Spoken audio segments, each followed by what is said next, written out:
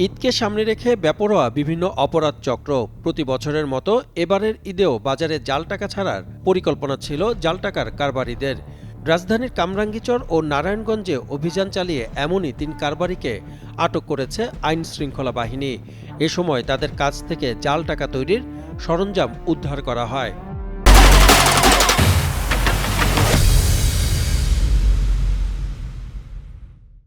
Police বলছে, ঈদে মানুষের কর্মব্যস্ততাকে কাজে লাগিয়ে বাজারে এরই মধ্যে ৩০ থেকে ৪০ লাখ টাকা ছড়িয়ে দেওয়ার পরিকল্পনা করেছিল চক্রটি।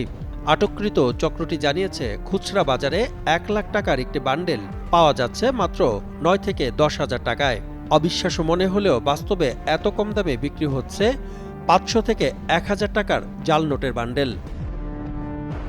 ডিএমপি জানায়, বিশেষ অভিযান পরিচালনা করে প্রথমে নারায়ণগঞ্জ এবং রাজধানীর কামরাঙ্গীরচরে অভিযান চালিয়ে ২০ লাখ টাকা উদ্ধারসহ ৩ জনকে আটক করা হয়। ঈদকে সামনে রেখে বিপুল পরিমাণ টাকা বাজারে ছাড়ার পরিকল্পনা করেছিল চক্রটি।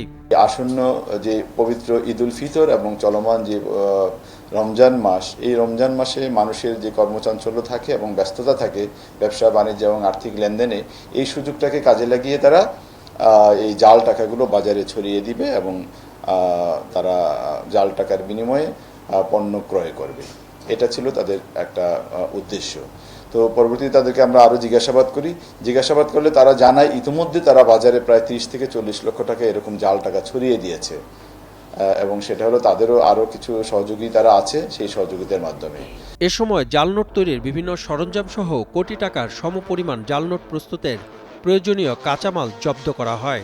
আমরা তাদেরকে আরও জিজ্ঞাসাবাদ করি যে এই জাল টাকাগুলো কোথায় প্রস্তুত করা হয়, কোথায় বানানো হয় এবং আরও আছে কিনা।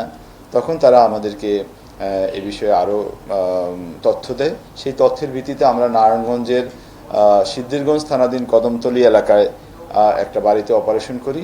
সেই বাড়িতে অপারেশন করে আমরা আরও বিপুল সংখ্যক জাল টাকা উদ্ধার করি এবং জাল টাকা তৈরির যে সকল সরঞ্জামাদি আছে সে সকল সরঞ্জামাদি আমরা উদ্ধার করি। ঈদকে সামনে রেখে এজেন্টের মাধ্যমে বাজারে এরই মধ্যে ৪০ লাখ টাকার বেশি ছড়িয়ে দিয়েছে চক্রটি। জাল টাকাগুলো বেশিরভাগই বি ক্যাটাগরির নোট, ফলে খুব সতর্ক না হলে সেটি চোখ এড়িয়ে যেতে পারে। আটককৃতদের বিরুদ্ধে ঢাকার বিভিন্ন থানায় জাল টাকার তৈরির মামলা রয়েছে। চক্রের অন্য সদস্যদের ধরতে তাদের জিজ্ঞাসাবাদ করা হচ্ছে বলেও জানায় পুলিশ। সাতমান সাকিব, কালের কণ্ঠ।